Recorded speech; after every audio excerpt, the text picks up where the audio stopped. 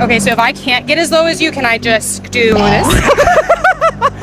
I mean, technically no, but if you wanted to, yeah. Hey, I'm Marissa. I'm not a professional athlete, but I will try anything once. And luckily today I'm here with Dominique Petrie, forward for the Minnesota Frost and former Walter Cup champion. She's kind of a big deal. Today you're going to teach me how to do a face-off. Yep, okay. Let's go. So a face-off is super important in hockey. It starts at the top of every period, anytime the play goes offsides or the goalie covers the whistle. Face-offs are really important because they give your team possession of the puck, and that means if we have possession, we can score.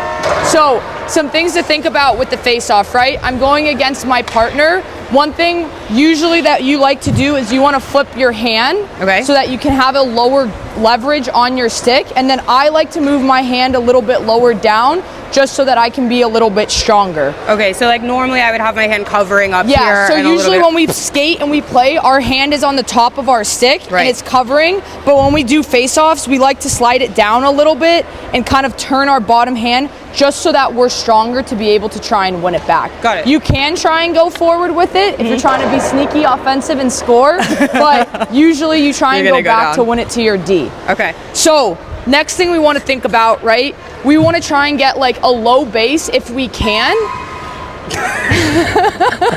Because the lower we are, the more leverage we are, and the stronger we can be on this battle. Okay. A lot of face-offs also come from our wrists and being able to be quick with it. So a lot of it's hand-eye and watching the ref.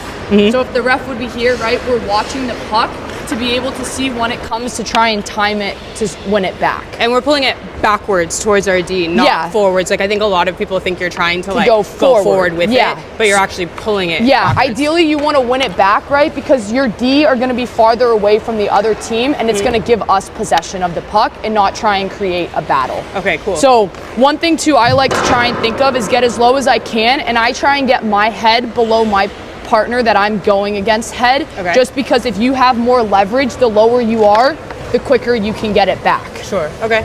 Then the last thing that I think is super important is like watching the ref's hand in the puck. Okay. When they drop it, that's when I like to start my motion of being able to come back with the puck. Before it even hits, you're dropping as soon. Before it even hits, so you want to try and time it, right? So if you watch it after a lot of repetition, as they drop it, that's when you're coming through. Okay, I do want to confess to you that I also lose the face-off on NHL 27.